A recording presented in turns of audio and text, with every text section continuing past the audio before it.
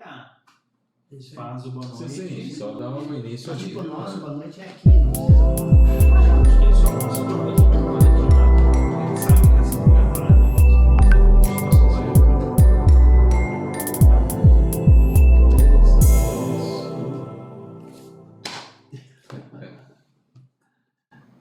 Olá, amigo e amiga, espectador e ouvinte, sejam todos muito bem-vindos. Eu sou o Fábio Guerra e esse é o nosso segundo episódio do programa Segundo Tempo. O programa tem como propósito inspirar novos caminhos após os 45. Nosso objetivo é provocar reflexões e ajudar pessoas com mais de 45 anos de idade sobre os principais temas importantes da vida neste período. Gerar e compartilhar conteúdo para deixar um legado de conhecimento. Você é nosso convidado para participar. Inscreva-se através dos nossos canais digitais ou mande seu contato através do nosso Instagram, Programa Segundo Tempo. Participam desse programa comigo, Aldoir de Moraes. Boa noite, Fábio. Boa noite a todos. Também Fábio Nepomuceno. Boa noite, pessoal. E Rogério Lovatel. Boa noite a todos. No programa de hoje, vamos fazer uma entrevista com Aldoir de Moraes. Nós vamos fazer esse bate-papo para entender como é que tu caiu nesse segundo tempo, como é que tu chegou aqui, qual é o teu objetivo no nosso programa. Então, para começar o nosso bate-papo, quero te perguntar para tu contar um pouquinho da tua história. Fala um pouco da onde o Aldoir chegou aqui no segundo tempo, como é que é a tua história, a tua formação. Conta um pouquinho para nós aí. Beleza, Guerra. Vamos lá, então. Na verdade, a minha história começou há muito tempo atrás, há mais de 40 anos. Mas assim, eu vou falar um pouquinho né, de onde que eu vim. Né? Eu sou nascido em Lagoa Vermelha, né, numa região de produção. Né? E lá, a minha família, a gente vivia assim, na roça, como se diria naquele local. Aqui na região da Serra Gaúcha é na colônia. Né? E lá atrás, né, lá dos meus idos dos 12 para 13 anos, eu me lembro que a gente fez uma mudança e a família veio morar em Flores da Cunha para trabalhar com uva, nos parreirais. Né? Então a minha história profissional ela começa ali. Na verdade, a minha história profissional começa eu ajudando os pais a capinar a horta lá quando eu tinha 7, 8 anos. Hoje seria... meus pais seriam presos. Trabalho infantil, né? Toda aquela coisa. Então ali começou, né, essa parte de você enxergar o trabalho, né? O que é o trabalho na minha vida, né? E aí, desse período que eu tinha 12 para 13 anos, até os 18, 19, eu fazia o que todo mundo fazia, né? Estudava numa escola pública, trabalhava na colônia, então com tudo que vocês imaginam do agro, né? Que é pop, é legal, é tecnológico, né? Então, na produção de uva, de tomate, de pimentão, de cenoura, de milho, tudo que se faz nas colônias aqui da Serra.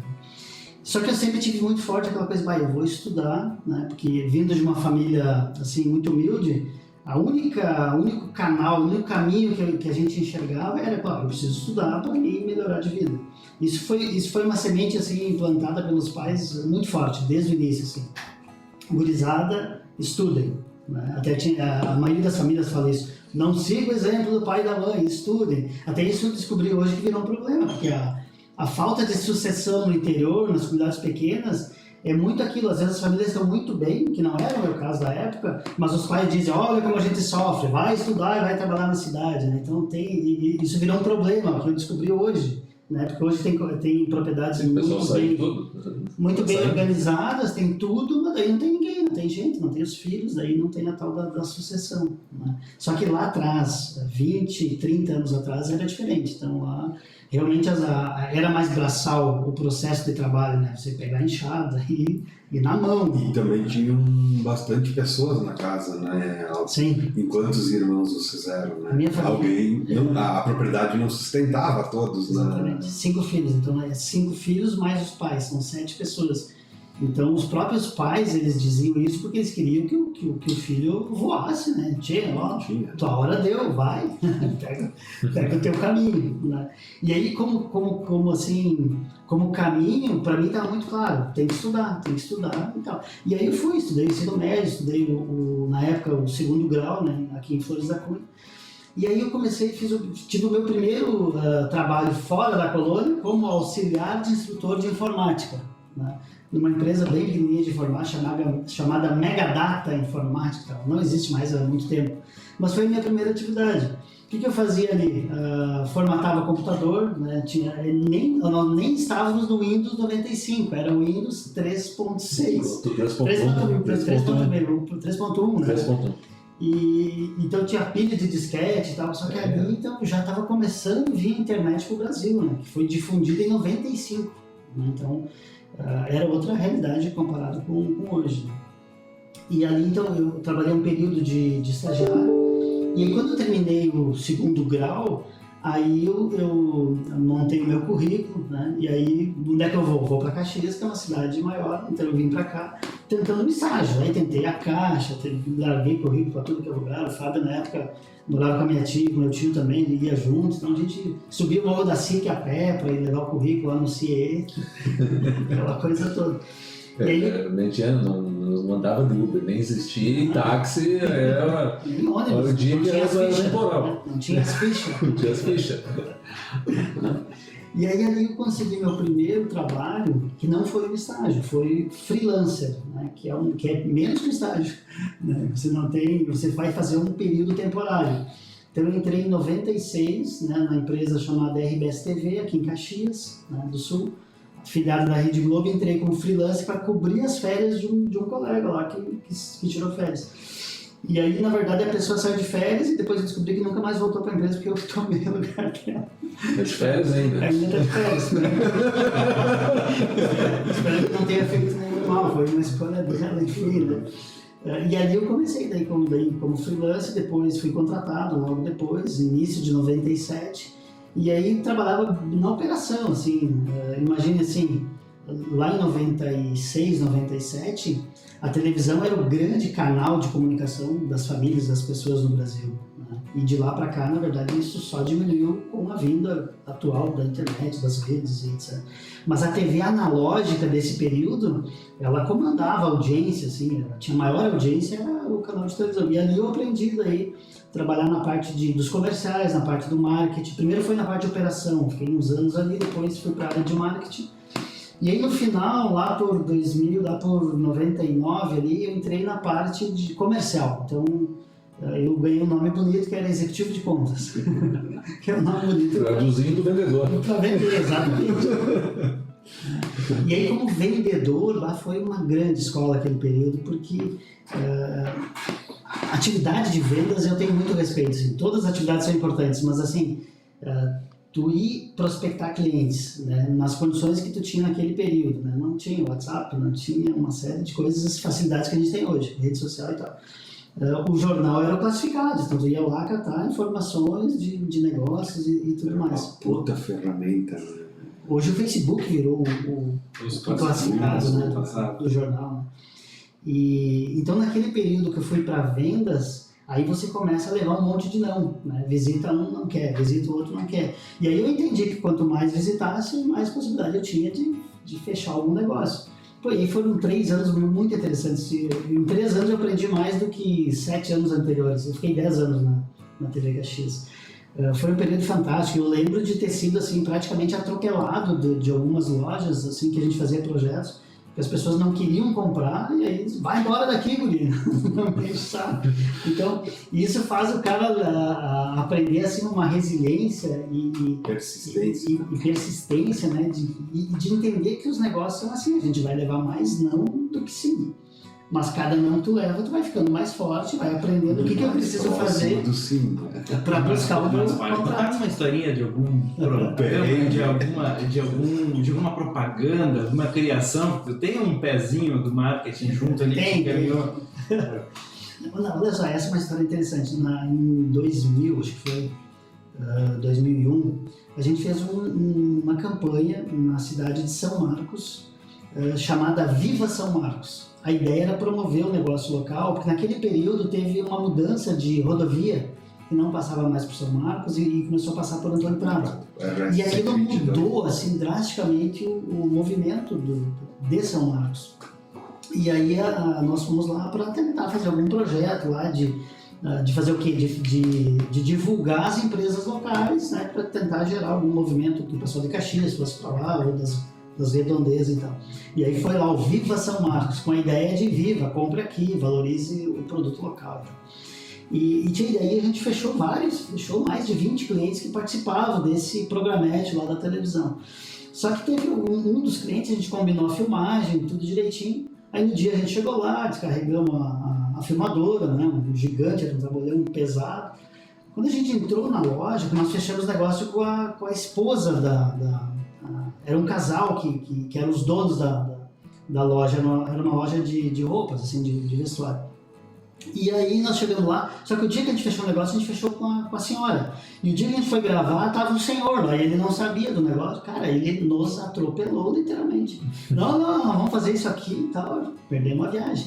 Mas então, é o tipo de coisa que pode acontecer, né? O casal não conversou sobre o projeto. E começa a ver os problemas que tem nas empresas e nas famílias também, de certa forma, né? Exatamente. Então, a comunicação já vem há muito tempo, né, com isso.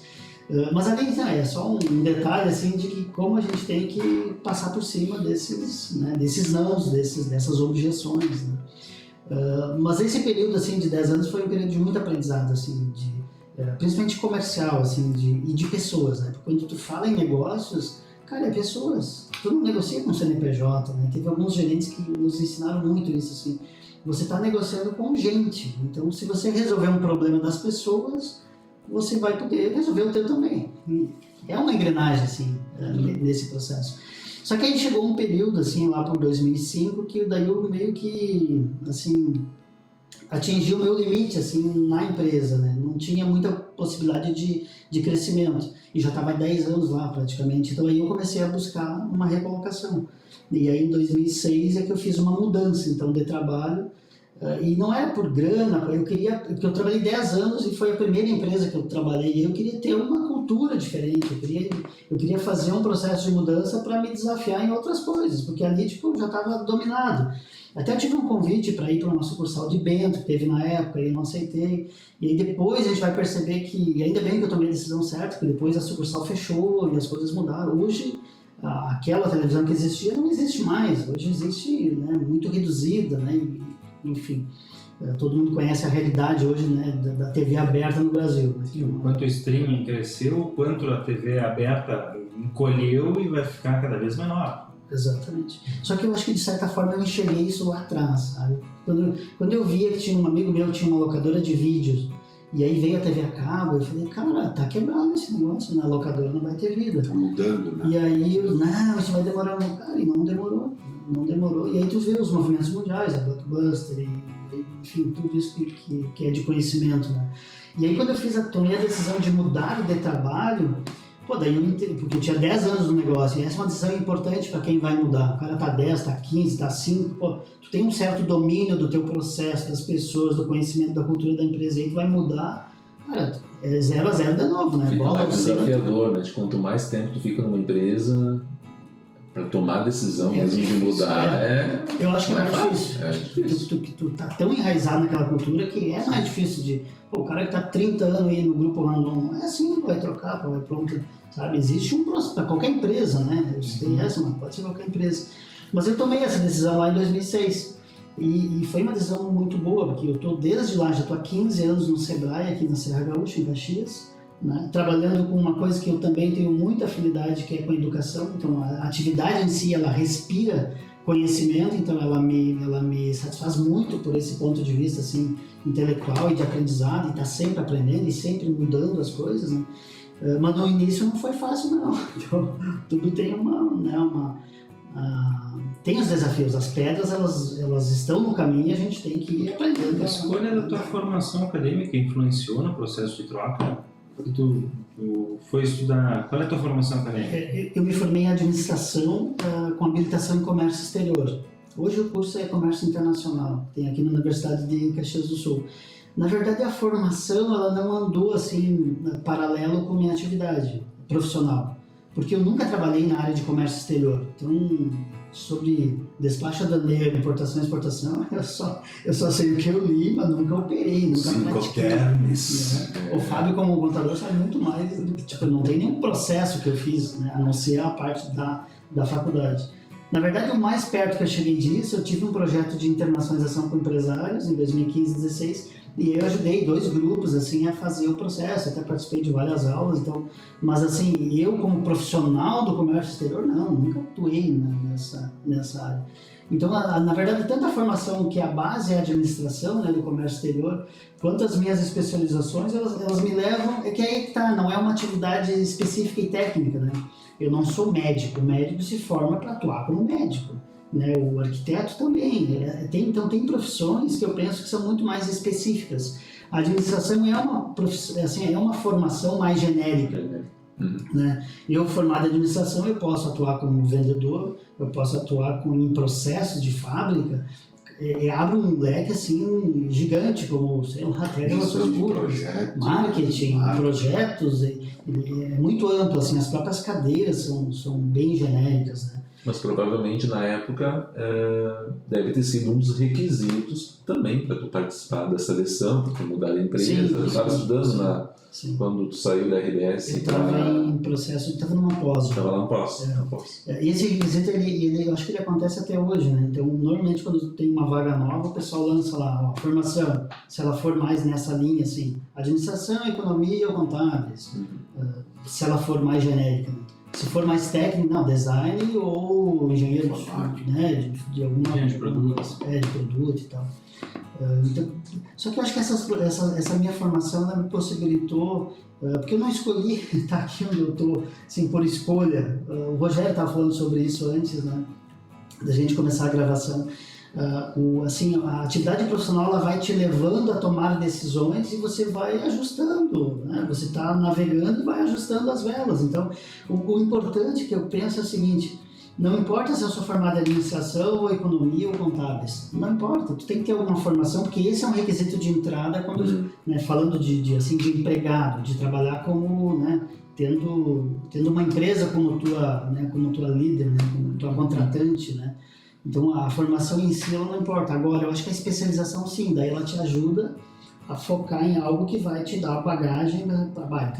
Eu quero entender bem de gestão de projetos. Então, eu vou lá e faço uma capacitação, que não precisa ser uma especialização, mas pode ser hoje tem certificação de muita coisa, né? Eu quero entender melhor de recursos humanos, então eu vou lá e faço um MBA de gestão de pessoas e aí eu, né, me qualifico para poder atender aqueles requisitos e ser um pouco mais específico, assim. E conta pra nós como é que tu caiu aqui no programa Segundo Tempo. Como é que isso bateu para ti? Como é que isso chegou para ti nessa nossa filosofia, nessa nossa inspiração de fazer o grupo, de começar a gravar? Como é que isso chegou? Muito bem. Na verdade, assim, nós 4, né, além de relações profissionais, nós temos uma amizade já de longa data. Em alguns momentos, em 2020, 2021, a gente se encontrou, almoçou, conversou, trocou ideia, e essas ideias é justamente nessa fase, né? Então, o Fábio tem 41, eu tenho 44, 46 e 42, né? Então, todos acima dos 40 anos. E aí, nessas nossas conversas, a gente começou a compartilhar, não sei o que eu quero fazer agora, né? Em ponto de vista seja de capacitação, de conhecimento, para ter novos aprendizados, ou seja do ponto de vista assim, que negócio eu posso fazer daqui para frente, né? Então, a inspiração principal ela vem do momento que a gente está vivendo, né? E eu vivo você vive que é o teu, o Rogério dele, o Fábio dele, são parecidos, mas são específicos também, cada um tem o seu momento, né, de vida pessoal e profissional. E aí a gente conversando começou a perceber que outras pessoas do nosso ciclo de relacionamento têm a mesma dúvida. E aí poxa, esse negócio é meio que geral, com todo mundo que tu fala, cara. E aí vem inclusive o mais jovem, que tá com 20, tá com dúvida, né, do que vai fazer, como vai se capacitar, como é que troca de empresa, não troca de empresa, abre o negócio, não abre o negócio. Então a inspiração ela vem meio dessa situação, que é a nossa realidade atual profissional. Então, hoje, assim, profissionalmente, eu estou trabalhando há 15 anos no Sebrae, como analista de projetos, gestor de projetos. Espero manter por muito tempo ainda, né? Sou sócio de um outro negócio, né, com a minha irmã, estou tocando, estou aprendendo já há 3 anos. E essa foi uma decisão também que veio após os 40 anos. Na verdade, assim, eu já fiz vários planos de negócio, né? Vários. De café, agência de propaganda, várias coisas assim que eu me lembro. E aí eu tenho por característica... Quanto um tem um problema, um que não foi para frente? Tem um bem interessante, assim. Eu vou falar o nome porque não tem problema nenhum. É meu amigo e é um processo público, assim. Aqui na Casa da Cultura, em Caxias, tem um café ali, né? Ou tinha, faz tempo que eu não vou lá. E aí, alguns anos atrás, isso lá bem atrás, logo que começou, assim, lá em 2007, 2008, aproximadamente, a prefeitura abriu, eu não sei se é uma chamada pública, uma licitação, algo assim, que as pessoas se candidatam para ir lá, para concorrer, para alocar aquele ponto e transformar aquilo num café e tal.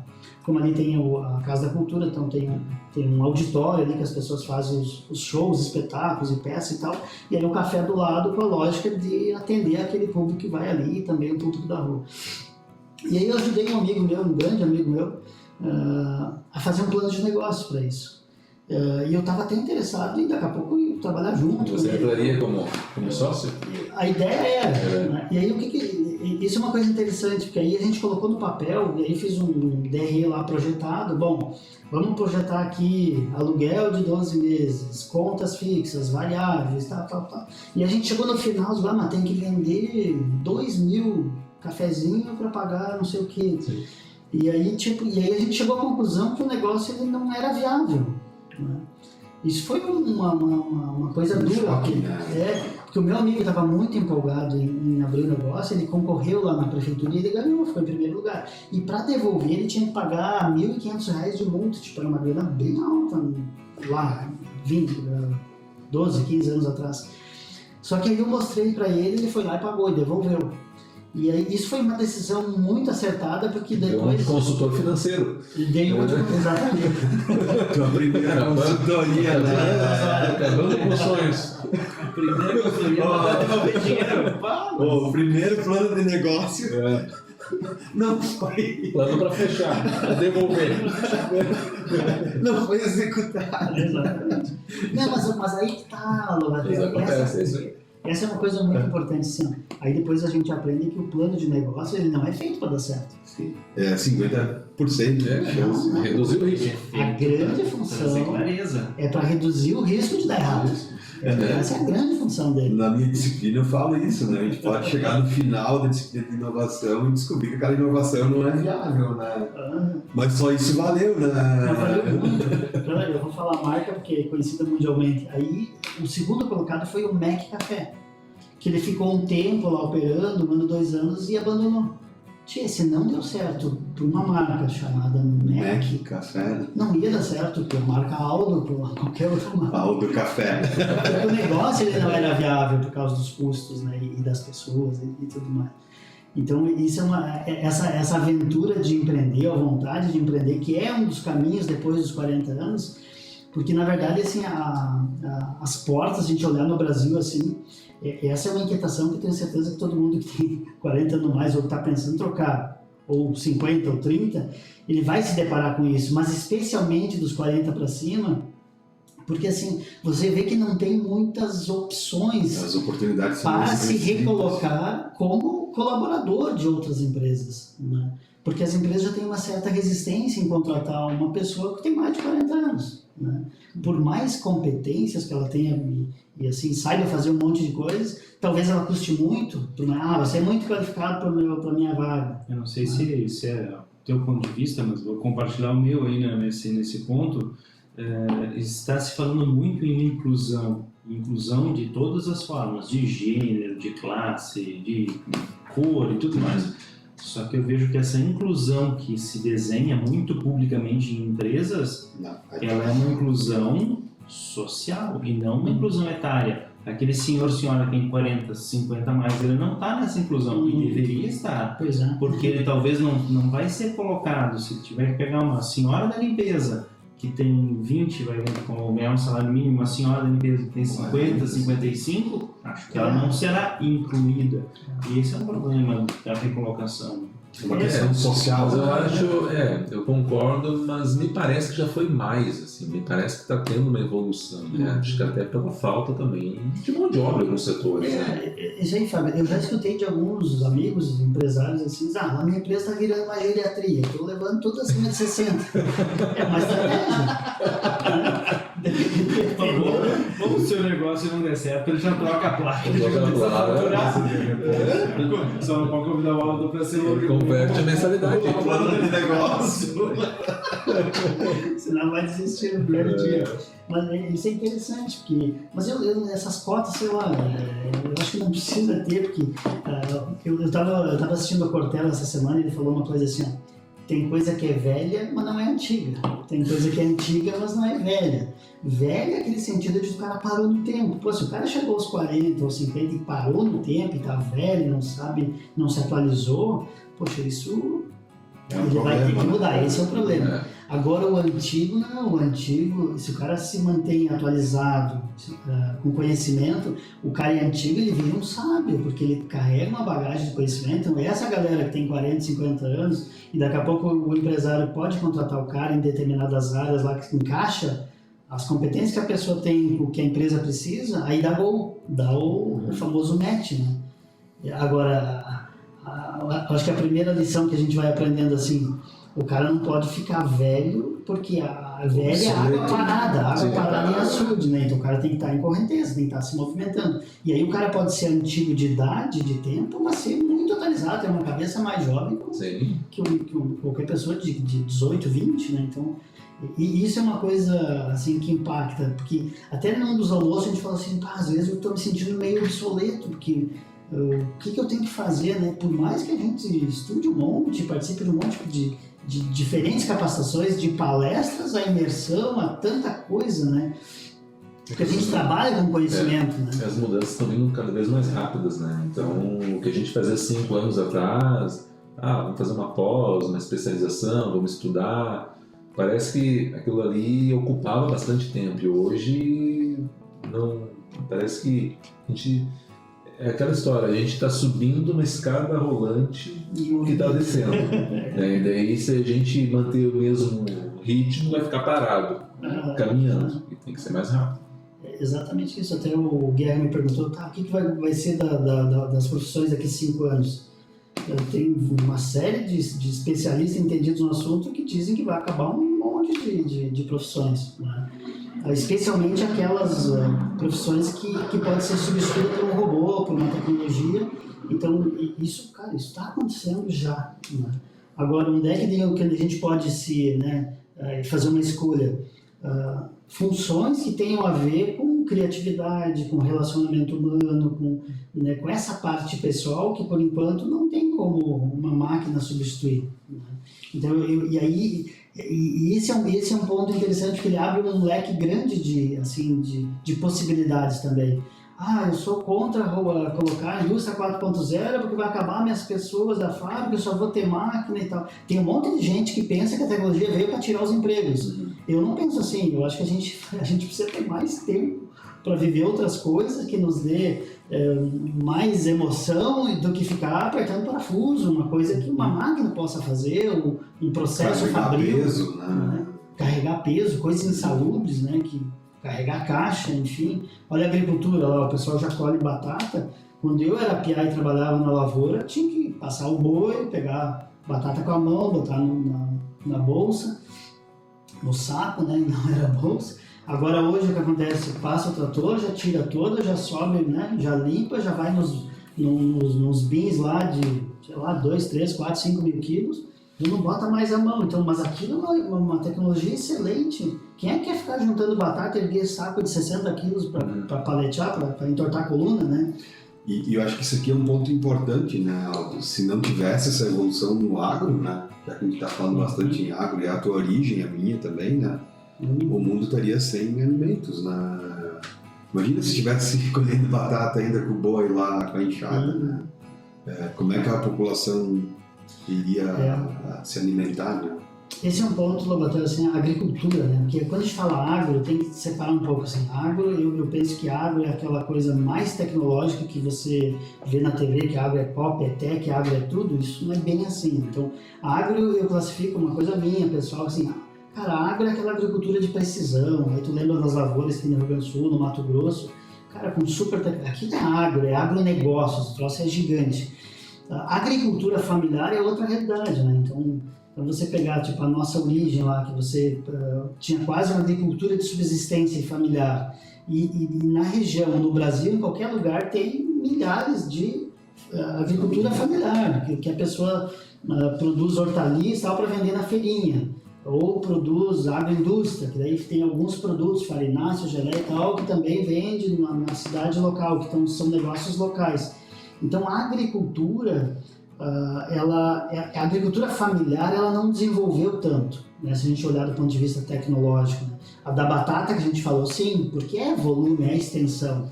Cara, o trigo, ninguém vai cortar a foicinha igual se fazia 40 anos atrás, né?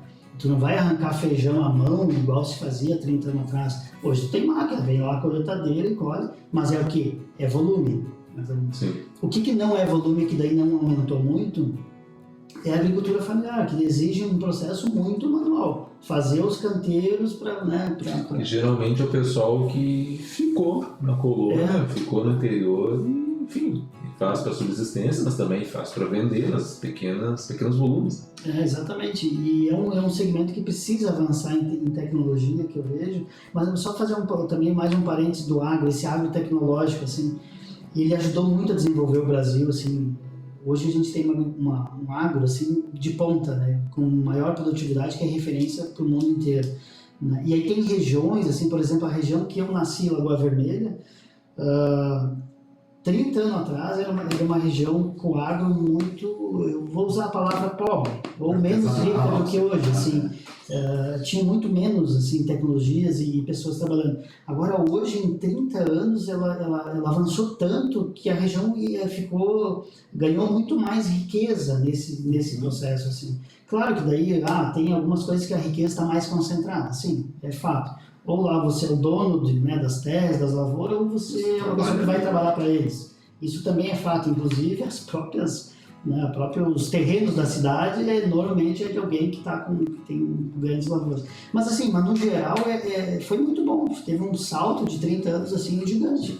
E aí fazendo o contraponto com a agricultura familiar, você vê que não desenvolveu, está muito longe disso e precisa ter tecnologia para melhorar a vida das pessoas que trabalham com aquilo, para que os jovens possam ter uma oportunidade. Então eu fiz uma pesquisa sobre isso, o jovem, assim, o principal ponto é assim, para ele ficar na agricultura, ele tem que enxergar que ele tem possibilidade de ganho. E se ele enxergar que tem possibilidade de ganho, ele vai ficar. Não é questões que às vezes as pessoas pensam de o pai, a mãe, os fundadores não querem passar o bastão para o filho. O filho sai, vai estudar e às vezes não volta, não é por isso. Isso tem alguns casos sim, na pesquisa mostrou, mas a maioria sim, a propriedade ela tem que ser viável economicamente. Se ela for viável economicamente, as pessoas vão ficar e vão tocar suas famílias. E muitas vezes quem trabalha nessa situação ganha mais que executivo de empresa. Se tu fizer o cálculo proporcional mensal lá, vai ter a safra do semestre, a safra do ano lá, um pouco ele ganha mais como executivo que tem com outro compromisso, outra responsabilidade, inúmeros funcionários que ele tem lá que controlar, gerenciar. Então, é um olhar em cima das finanças sobre isso. E o pessoal, né, que trabalha na agricultura, eles têm noção também das coisas boas. Apesar de ter aquela falácia, assim, que eu acho que a maioria hoje é falácia, que os pais dizem, estuda e vai embora daqui porque aqui não tem... Pode ser que tenha casa assim, mas a maioria, a gente tem uma agricultura boa, assim, no interior, que tem possibilidade de se trabalhar e colocar conhecimento. Então a pessoa sai, se capacita, o cara vira agrônomo, vira técnico, né? Volta, aplica na propriedade e pode ter ganhos, e aí vai prosperar. Aí vai transformar o trabalho dele em algo que ele não ganharia como diretor de outra empresa. E vamos combinar, as vagas de gerência, diretoria, não tem assim no Facebook aberto, né? Eu ia dizer no classificados, não tinha também. Mas, cara, essas vagas em empresas estão cada vez mais restritas. E mais exigências. As empresas fazem um processo de cultura de aproveitar as pessoas e valorizar as pessoas que já estão lá dentro. Então, se tu tem 40 anos e quer mudar de emprego, tu não vai pegar uma vaga de diretor assim do nada. Né? Você tem que ter uma trajetória. A empresa vai fazer a sua história. Vai fazer a caminhada, né? Deixa eu te perguntar, falando de empreendedorismo um pouco, né? Já que tu tem, então, é sócio numa ótica também, pelo jeito para um negócio deu certo esse. Isso está dando. Como é que foi o sentimento? Porque até então você trabalha no Sebrae, continua trabalhando, enfim, muito tempo lá. Você atendeu muitos empreendedores, ainda atende, e agora também você se vê do outro lado, né? Como empreendedor, assim. Eu gostaria que tu comentasse um pouco sobre isso. O que você identificou, assim, se há um gap entre, daqui a pouco, a informação que chega ao empreendedor, o que realmente ele faz, você consegue aplicar realmente o que é passado em termos de gestão? Fábio, assim, para mim, assim, é algo que realmente mudou a minha percepção, assim, de negócios, né? Apesar eu digo apesar que, assim, pô, tu tem formação em administração, tu tem 2, 3 especializações, um monte de capacitações que te dão ferramentas para ajudar os pequenos empreendedores. Mas quando tu vai para a prática, aí você começa a perceber que, assim, tem muitas coisas que você tem o conhecimento, mas você não consegue aplicar na prática. Então, eu vou comentar um pouquinho sobre como é que foi o início, assim. Então, eu virei sócio, eu não trabalho no negócio, né, diretamente, porque meu tempo é 100% investidor, né? Nos projetos. É quase mais de investidor. Só que o que eu faço? Eu dou pitacos, né, de aconselhamento para minha irmã e para a funcionária lá e aplicando no negócio, né. O primeiro choque que o cara tem é assim, tu vai abrir uma empresa. Você tem aluguel, então você vai ter custos fixos, né? Então, hoje, se você puder fugir disso, melhor. Mas tem negócio que você tem que ter loja de rua, varejo, para as pessoas te visitar e comprar. Então, assim, eu fiz o plano de negócio, fiz um plano assim, mais objetivo, e aí eu vi que era viável, assim. Começar um negócio pequeno, assim, com um investimento pequeno, mas que seja dentro da tua realidade também. E esses desafios que você perguntou, Fábio, assim, ó, por exemplo, assim, ó, todo mundo sabe, ou deveria saber, que tipo, numa empresa tu precisa fazer pós-venda, tu precisa falar para as pessoas que tu existe, tu precisa fazer marketing digital, tu precisa fazer as pontes, tu tem que assinar um sistema de gestão para te ter todas as informações na mão. Conceitualmente, cara, se tu fizer 3, 4 cursinhos, tu aprende isso, né? Não precisa ser formado e pós-graduado e tal. Só que na prática, assim, se você começa a trabalhar sozinho, você tem uma pessoa numa loja de rua, por exemplo, que é o caso, e a pessoa precisa ir no banheiro, cara, tem que fechar a empresa, porque pode entrar alguém lá e pegar um produto e levar embora. Né? Então, a prática, assim, você sabe que tem que fazer um monte de coisas, o conceito, mas na prática você não tem perna para fazer essas coisas. Eu preciso dar um pulo no banco, eu tenho que ir na farmácia, eu preciso ir no hospital. Tu tem que fechar a empresa se você está sozinho. Então isso é um baque assim, muito forte, porque faz tu... Isso... Não aprendi, sou eu, né? Não aprendi isso na faculdade. Isso na faculdade ninguém te conta, né? Isso ninguém te conta na faculdade. É que aí tá uma coisa assim, administração é ciência, gestão é prática. Então isso tem muita diferença, porque aí tu vai para a gestão e aí tem o teu jeitão, né, a tua cultura. Agora, eu não quero também passar uma impressão errada, assim, ó, todo conhecimento ele te ajuda a tomar decisões na prática, porque o conhecimento ele não vem do além ou do nada, ou de um raio de inspiração. Cara, o conhecimento é porque alguém escreveu, porque testou isso, vou querer uma aguinha também. Teve alguém que aplicou isso, foi feito pesquisa, então nada é por acaso, as coisas não estão aí nas literaturas para te ignorar, né? Não é esse o sentido. Agora, você adaptar o conhecimento para uma realidade de pequeno negócio, isso é um desafio. É um desafio, eu acho que eu admiro quem consegue e é necessário hoje, né, fazer uma adaptação ao ambiente de trabalho, ao ambiente do teu negócio, né? Porque muita gente, nós somos professores, a gente também ouve de alunos, mas isso aqui as empresas não fazem. O que eu vou aprender aqui não se faz na empresa, ou é uma dificuldade. Não se faz, mas de uma forma tem que adaptar, tem que aproveitar o que o conceito traz e fazer a adequação. E eu acho que a palavra correta seria coragem, né? Hoje para te empreender, né? Se tu começar a pensar que tu é a empresa, tu colocar tudo isso, realmente é desafiador, né? É um mega desafio. De novo, na empresa, na faculdade, no livro, tem a equipe do marketing, a equipe de vendas, e aí na vida real... Equipe. Só um pouquinho que eu vou passar para a equipe de vendas. Oi, eu sou a equipe de vendas. Deixa eu passar para o pós-venda. É muito legal. Tu fazer o teu pós-venda, que tu fez a venda, é outra história. É outra história. Como é que eu vou me avaliar que eu atendi mal se eu estou ligando eu pro cliente? A minha história é parecida, tá? Então eu comecei uma empresa de informática assim, tá? Eu era o comercial, eu era o técnico, eu era o programador, eu era o pós-venda, o financeiro, né? E ninguém começa diferente. Né? Eu acho que a pessoa começa, ou quem tem um pouquinho de mais grana, né? Aí já daqui a pouco compra uma empresa, uma estrutura pronta, mas é a minoria, né? A pessoa começa do nada. É exceção, porque aí vem o tal o empreendedorismo por oportunidade, que é o camarada que tem uma grana, estuda o mercado, enxerga e vai lá.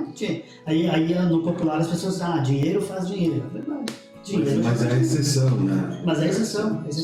A maioria do empreendedorismo ele está por necessidade.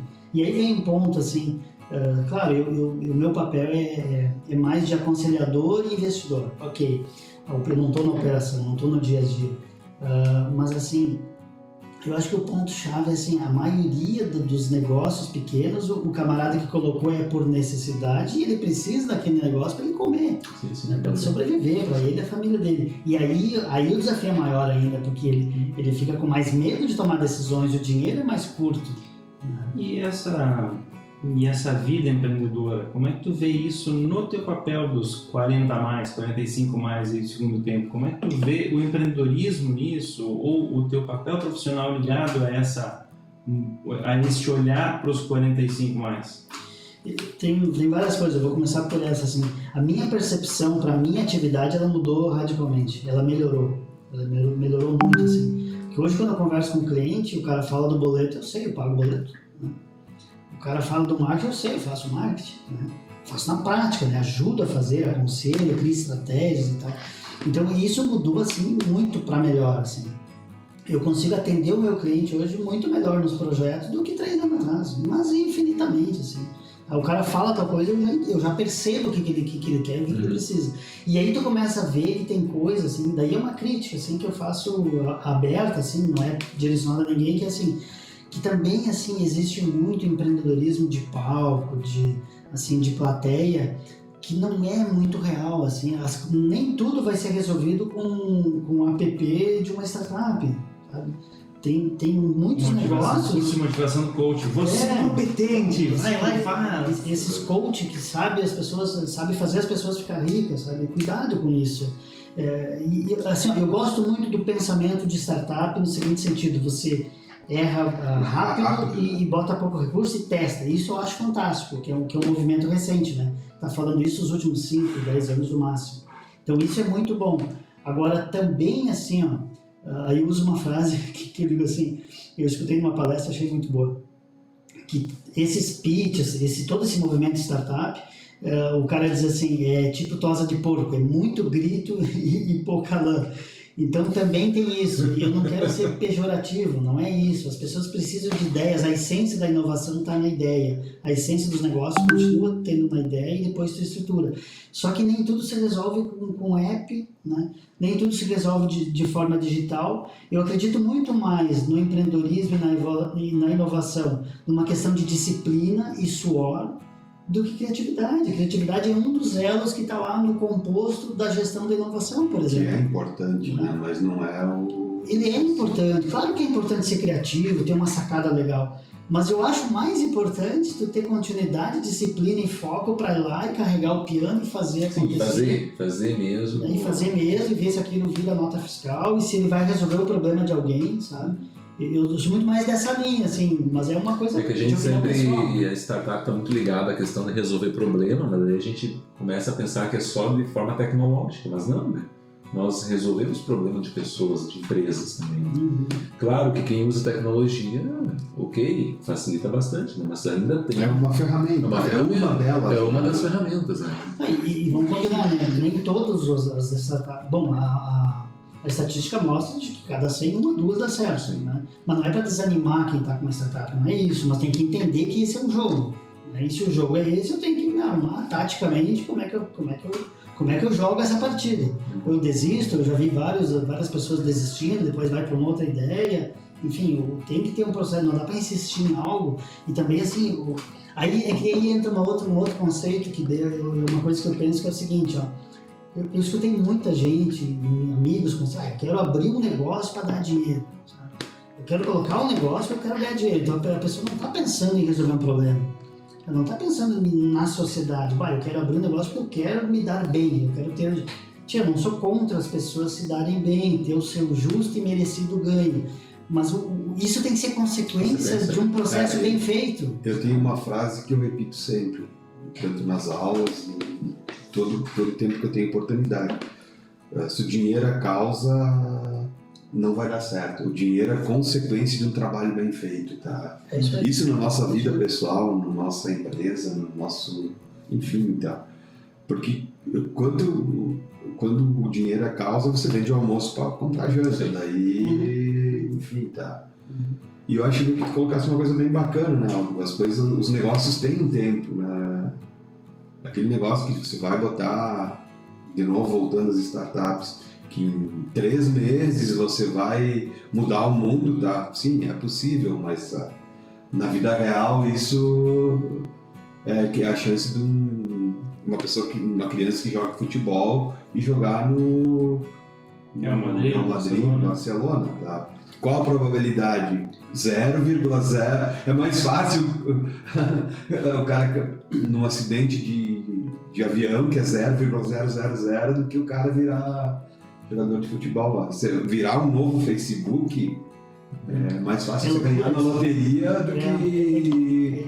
Isso que você está falando eu acho muito interessante, porque assim, claro que quando as pessoas vão escolher uma formação, tipo, eu vou falar com meu filho, ela tem 12, agora ele não está falando, de vez em quando ele diz, eu quero ser engenheiro, depois ele quer ser médico, depois ele quer ser jogador de futebol, depois ele quer ser não sei o quê.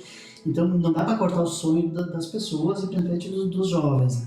Mas quando eles vão escolher alguma coisa, eles já pensam, eu quero, se o cara vai jogar bola, eu quero ser o Messi, eu quero ser o Cristiano Ronaldo. O cara quer ser o cara do Facebook, quer ser o Steve, quer ser o sucessor do Steve, né? Então, eu não acho errado tu pensar lá na frente para pensar alto. Como inspiração. Mas tem que entender que ele tem que ser melhor que ele mesmo. Eu preciso ser melhor que eu. É possível, mas a caminhada é longa. É que é referência, né? E nessa caminhada, nesse carregar o piano e determinação, o que tu vê que pode ser feito, poderia ser feito para os 45 mais? O que tu acha que é o horizonte para ti, para o teu horizonte de carregar o piano daqui para frente? Essa é uma boa pergunta. Eu tenho refletido assim, será que a gente vive para trabalhar ou trabalha para viver? Né? Depois dos 40, o cara começa a questionar alguns esforços, assim. E tem algumas máximas nas empresas, assim, não vamos fazer esforço sem resultado. Só que às vezes tu tem que fazer esforço para ver se vai dar o resultado. Né? Nem tudo é possível tu prever antes, né? Agora, dos 40 a mais, assim, o que eu penso, assim, que isso eu trago desde lá atrás, quando era guri. Tipo assim, se tu fizer a coisa certa, né? Se tu se preparar e tu estudar, cara, o futuro só pode ser uma coisa boa. Eu não imagino que o futuro vai ser ruim. Eu penso que o futuro vai ser melhor do que é hoje. Mas eu tenho que fazer a minha parte, né? Aí, para quem tá assistindo e tá pensando assim, mas eu tenho muita fé. Cara, eu também tenho fé. E assim, acredito muito em Deus e na força do mundo. Tudo isso está certo. Agora, as pessoas não podem achar que assim, não, se Deus quiser vai dar certo e eu cruzo o braço e não faço nada. né? O cara tava, tem uma história que o meu pai me contou, o cara tava no rio, afundando o navio, e aí diz, não, vou ficar aqui porque, não, se Deus quiser, Deus vai me tirar dessa. Daí vem o primeiro cara, acho que tu contou, não sei quem contou, eu esqueci quem é o autor da história. O cara vem lá e diz assim, cara, eu vou te levar. Não, pode ir que Deus vai me tirar dessa. Aí vem o outro e ele mandou embora. Veio 13 e ele mandou embora. Cara, Deus deu 3 chances pro cara sair dali e o cara preferiu morrer afogado, né, cara? Então, eu acredito muito, assim, se tu tem uma ação, né, o mundo, ele te ajuda. Se tu faz a tua parte, né, você age, você está em movimento, a coisa acontece. Mas se o cara não faz nada e para e fica esperando, nada acontece. Eu acho que isso vale assim, ó, até eu estava comentando, eu acredito muito assim, que a ação, cara, ela vai gerar um resultado. Pode ser que não seja o que tu queria, mas aí tu vai fazer uma outra coisa e as coisas vão acontecer. Porque as pessoas também vão te olhar diferente. Se tu começa a desenvolver um projeto e você aborda as pessoas e você leva solução e você pergunta e você cria coisas, você tem chance de ter um desfecho melhor no trabalho. O Guerra me perguntou como é que vai ser o futuro, cara. Eu não tenho uma receita, eu estou buscando um pouco isso aqui nesse nosso projeto, né? O segundo tempo nasceu disso, assim, para que a gente possa se ajudar, se inspirar, e ele possa ser um canal, assim, que você vai encontrar várias coisas. Quem sabe, se a gente for bem ousado, ele vai ser o melhor canal de conhecimento para quem tem 40 anos ou mais buscar alternativas. Porque a gente quer falar aqui de empreendedorismo, né, de carreira, de capacitação, de formação, quer entrevistar, nós vamos ter 40 histórias. Cara, em 40 histórias nós vamos entrevistar gente que vai nos dar bagagem. Cara, como é que eu não pensei nisso antes e vai me ajudar a tomar uma decisão? São as histórias que inspiram, né? Então, nós não temos as respostas, nós temos mais perguntas a fazer. Mas a história de cada um de nós e mais dos entrevistados que vão vir por aí, acho que isso vai inspirar para que a gente tome as decisões, para também quem está nos assistindo, nos ouvindo, tenha, né, as suas convicções, enfim, com base nisso. Exatamente. Por isso que eu acho que é importante, pessoal, quem está nos ouvindo, nos assistindo, que envie, né, através dos nossos canais aí, que é @programa Segundo Tempo, perguntas, sugestões, dicas, mande sua história, né? É isso aí. E por que não, né? Na próxima semana aí você pode estar aqui compartilhando com nós e com todo o pessoal, né? Eu acho que isso aqui é bem bacana. Esse é o objetivo, né, principal, o compartilhamento, né, de conhecimento, né? Você montar uma lista de questionamentos ou dúvidas, o que tu entende que seria bacana que tu conseguisse responder com o programa, ou que tu achasse as tuas respostas para orientar o teu segundo tempo? O que tu gostaria de olhar para o teu futuro? Eu gostaria que, se eu conseguir ter essa lista assim, de coisas, ou dos nossos entrevistados, né? O que ele pode inspirar, assim, o que pode me dar mais coragem, por exemplo, para tomar decisão? O que pode me ajudar a tomar decisão? Esse é um ponto que eu, particularmente, às vezes eu demoro para decidir, mas quando eu decido, eu vou lá e faço. Só que no mundo, às vezes, não tem muito tempo assim. Então, você ter algo que te ajude a agir mais rápido. Talvez o pensamento startup. Testar e, não deu, muda, troca. Né? Talvez isso seja que eu tenho um perfil bastante conservador.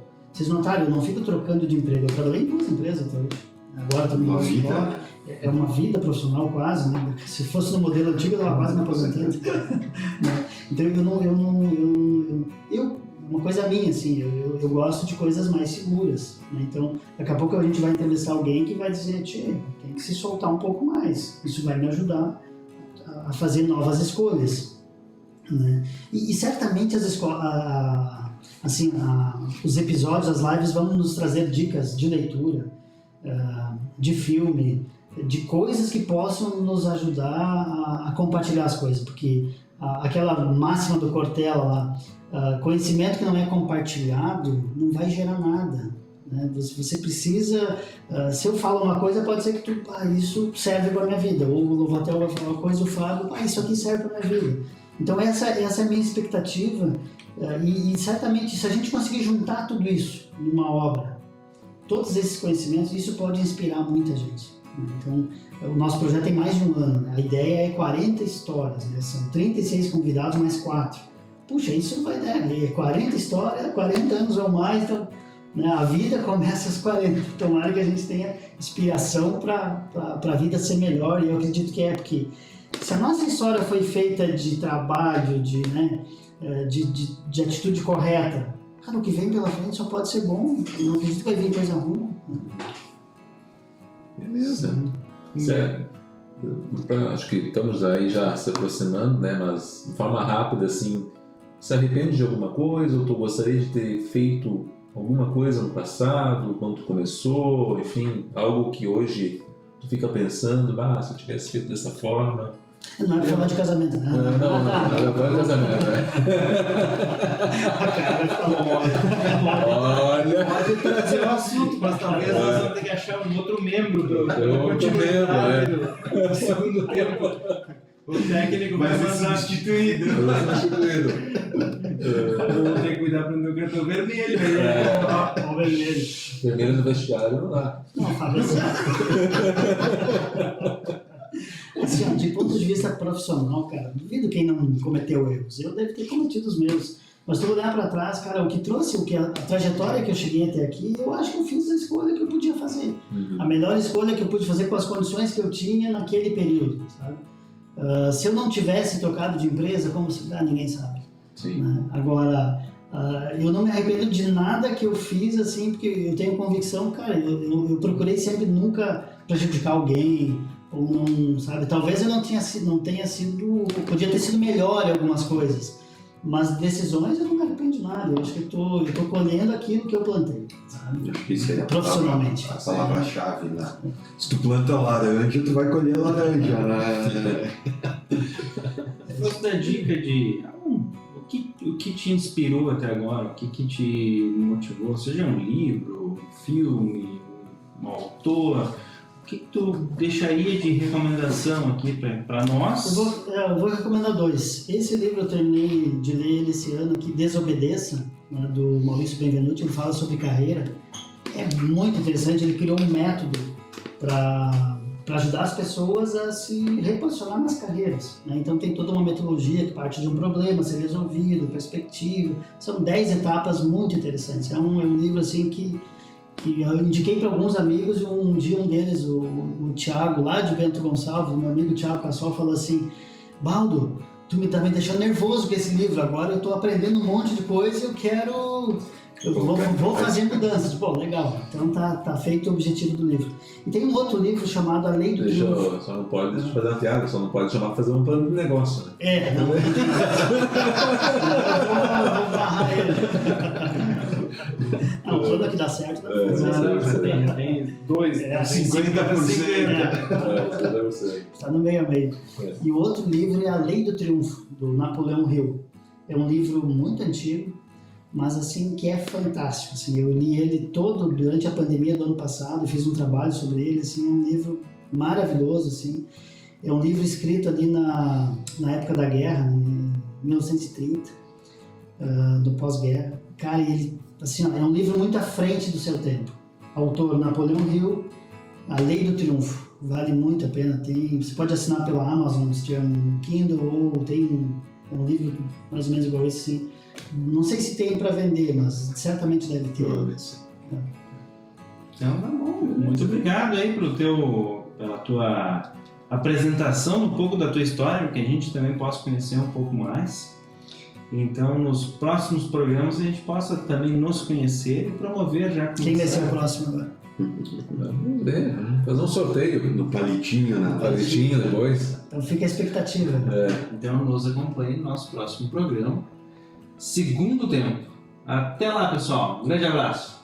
Valeu. Boa noite a todos.